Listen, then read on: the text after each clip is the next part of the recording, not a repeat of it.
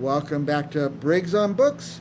You know, we've been doing this since 2008, talking to authors, mostly from our region of California. And then COVID came and hit us, and the government said, you can't have live guests anymore. So we didn't know what to do. We were out of business. We started interviewing people through the Zoom technology. Now, instead of a regional California show, we are truly an international book talk show, talking to authors, talking about books and things like that. To that end, our next guest is Ryan Poirier from somewhere in Canada, right? Welcome, Ryan. How you doing? Tell me where you're located. Ontario, Canada, near Toronto. All right. Above what state is that? Above Wisconsin or something? I don't know. I guess Buffalo, yeah. You should Buffalo, say, I think. You can say, Mike, I don't know your states. You don't know where Ontario is? I don't know where the states are. We're like right above the Great Lakes. Oh, there you go. All right. Lake Ontario, and then, so like Niagara Falls is, I guess, their closest point to cross over. Now, you are an author, of course, but you're also an artist. Yeah. In fact, these books, you did the art and wrote the books. Yeah, I did everything, yeah. I'm going to put one of these up just as you start telling us what it's all about. Graphic novel. I've got the herd here. I'm putting up the first picture of the herd. But tell us about the book and everything about the art. Yeah, the herd is kind of like it's a graphic novel comedy that makes fun of the superhero genre and current pulp culture in general. A lot of 90s references. It reads like a 90s Saturday morning cartoon, which is what I grew up with and which is what heavily inspired the artwork. And it's about a family who accidentally get their superpowers from contaminated fruit juice. The main character, Fox, owns a juice factory, which is like the bread and butter of Maple City. And their secret recipe, their secret ingredient, these villains called the Pack want to make a super serum to then take over Maple City. So they hire someone undercover named Professor Dr. Monkeyshine, and he creates this new juice as a front only to get access to the secret recipe to make a super serum. But he drops it by accident into this new juice product, and during a launch party, whoever drinks this limited edition juice wakes up the next day with weird powers, and it's kind of like this super powered pandemic spreading through the city. Some are useless, like there's a penguin that can just make ice cubes. One of the main characters, he can just grow vegetables out of his body, so he'll like hurl a cabbage at someone. The main character, Fantastic Fox, he's fantastic at everything he does. He can't die because he's fantastic at living. His only weakness is pineapple. It makes him dry heave uncontrollably. So, and it just makes fun of a lot of movie parodies, pop culture references, but it's this volume 1 ended up being a 500-page book. I should have kept it simple, but I didn't. 500 pages, okay. Pardon? 500 pages, yeah. As you're talking, I was putting up the various graphics. They're really incredible graphics and colors. Thanks, thank you. It took 5 years to do. For selling purposes, I obviously, the 500-page book's kind of a hard sell, so I broke it up in 4 parts. Okay.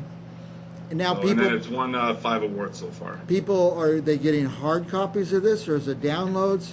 How does this work? Both. The hard copies have been doing book touring through Comic-Cons, just in Canada, Ontario, Canada mainly for now. I've only been doing it for a few years, and then COVID hit, of course, and that put a pause on everything. Yeah, it's something that I've just been building an audience for. I would love to get it pitched to a network, but that requires a literary agent, so that's what I'm trying to hunt down right now. You mean to make into maybe a series or something like that? I would love it to be a series. I have 5 more volumes planned out for this. There's a lot of little seeds planted in this book to set up future storylines, which all comes back full circle. And then after I finished that, I went on to working on the Farm Freaks,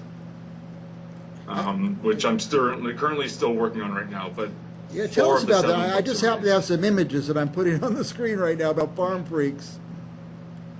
Tell us about this one. That one is it's a book about really about the core message is about being yourself, being different. It's okay to be different. The world would just be very boring if we were all the same. And it's about this group of misfit animals who keep getting kicked out from farm to farm to farm.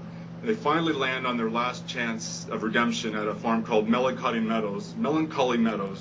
And it's kind of like an asylum and it's like a very boring farm, but all the animals there are kind of weird in their own way. Yeah. And these animals soon learn that the farm is far weirder than they are and has bigger secrets than they do. And it's written like a journal, so there's 7 books, and each day of the week is a new entry, and gradually the cover gets more torn, looking as it progresses. And you don't know whose book it is until the final book. Are you going to tell us? Comes full circle. Are you going to tell us? No. No. Okay, very good. But you got a cow curdled. He can helicopter his nipples and fly. There's a Morgan the horse, who's a reincarnated witch who accidentally, after a spell 300 years ago, she got stuck as a horse. Hannah the cat, who was raised by monkeys, so she's more monkey than cat, and she's also the cow's girlfriend, so it's awkward. Okay, yeah. Scrambled the chicken, who just lays explosive eggs. Haggis the sheep, who has steel wool and a short temper. Connor, the world's only flying pig, but no one's ever seen him do it, and he's got a harness with angel wings on that he took from a nativity scene. And then you got Dr. Honeybell Quacker, who's this duck they keep in traction in the attic because he eats fried chicken. And then Boris and Yuri are the 2 antagonists of the book, trying to keep this thing under wraps and keep everything normal, but they're the ones who harness a bigger secret than everybody. Okay. Who's going to read this book? Who's it directed toward? All ages. It's as young as 6 years old to as old as, however, 50 plus. There's a lot of, I have 2 daughters myself, so, and like you watch cartoons and stuff and you see all these adult references to like movies and stuff that like you don't really, a kid wouldn't get. Right. Like I grew up, for example, watching Animaniacs, and there's a lot of parodies in there from movies I didn't get when I was young. Yeah. I watch it again when I'm older, I'm like, oh, I get it now. Yeah. And so I put that in for the adult readers as well, so it's a fun journey for all ages. I mean, people your age are going to, I think, like it. It's kind of based on your era watching cartoons as a kid.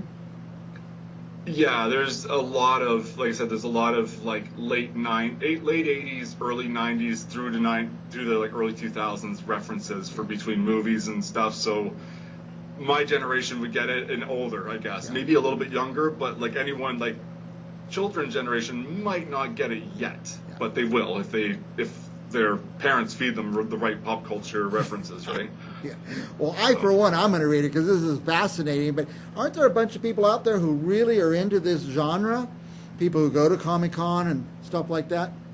Yeah, and the Comic-Cons I do, it ends up, a lot of it there, of course, is people selling, your mainstream comic books, but there are a lot of indie comic book artists and stuff like that. And and a lot of people going to them have kids in strollers because these Comic-Cons are they're through a Pop Culture Canada. A little shout out to them. They do a lot of local Comic-Cons within Ontario, and they go to places that don't normally have this kind of outlet, like at San Diego Con. They're going to these small towns that thirst for this kind of stuff. So you go there and, they're looking for something new for their kids that is a little bit different than the regular superhero comics they always come across. Now, when you go to the Comic-Con, are you dressed as one of your characters? No, I'm not that hardcore. Right. Well, a lot of these Comic-Cons too are like sweltering, so that would be a nightmare. But I do wear some sort of graphic shirt from of my characters, whatever. By the way, first question I usually ask is the genre. They're not really comic books, right? They're more graphic novels? They're graphic novels. Like, I have one right here. Just happen to have one there, huh? Yeah. Oh, nice. I don't know. It's focusing here.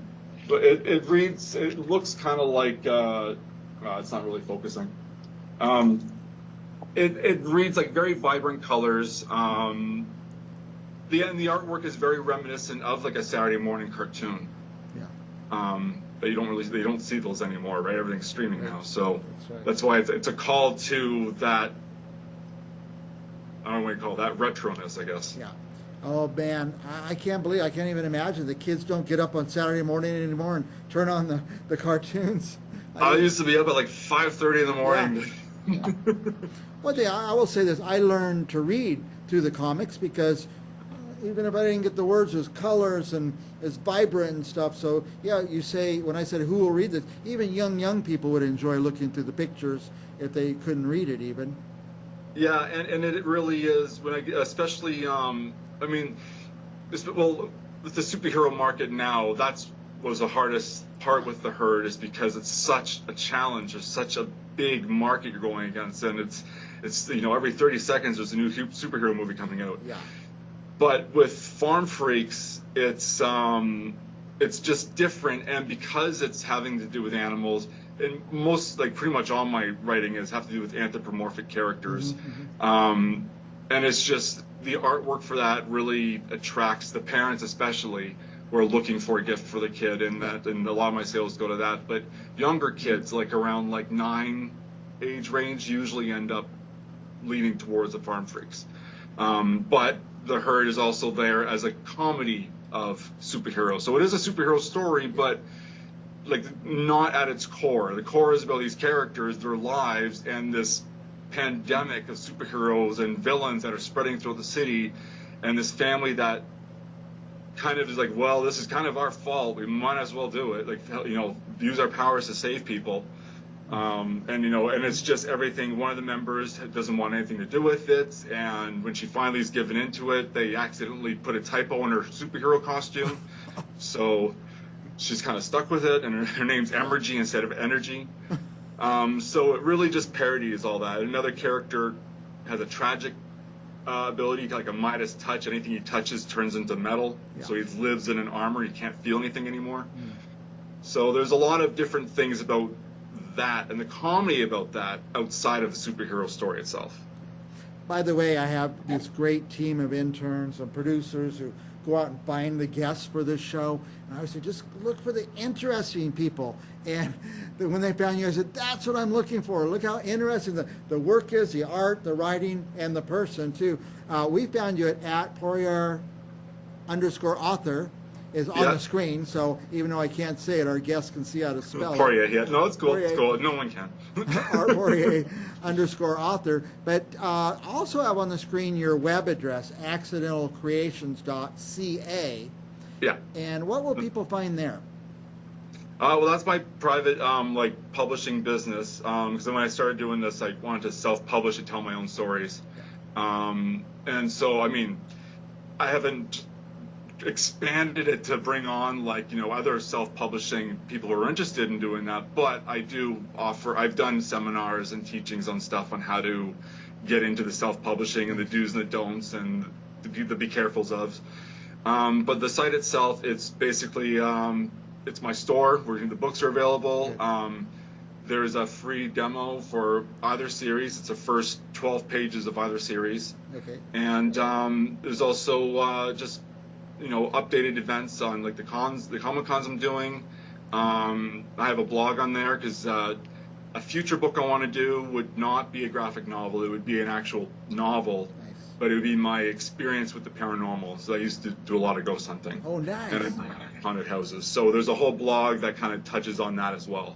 See what I mean? Talking to my producers. Interesting guest. He had a whole life with the paranormal. So we'll have you back and talk about that later. That'd be fun. Ryan, we're way past time. I could talk to you for hours. Last thoughts for our viewers? Anything you want them to know? No, just my books are available online through the physical copy through my website. I'm working on getting on a physical through Amazon, but I have to resize the whole format, and to resize a 500-page book, I don't really feel like doing that right now. So, but the digital is on Amazon and on Google. And on my website, as well as physical copy, and I ship. So, I guess keep on going to the site because I update regularly, and book 4 will be out, for Farm Freaks will be out in print probably by next week, and then I'm right away starting on book 5. So wow, that's great. I always busy. I always say this to people: congratulations on getting. Anybody could write a book, but few people could write it and get it published and get it out there. So congratulations on all that. And Thank you. For our viewers, go to accidentalcreations.ca and find out more about Ryan and order his books. We'll be back. Thank you so much. Thank you, Ryan. We'll be back with more Briggs on Books right after this.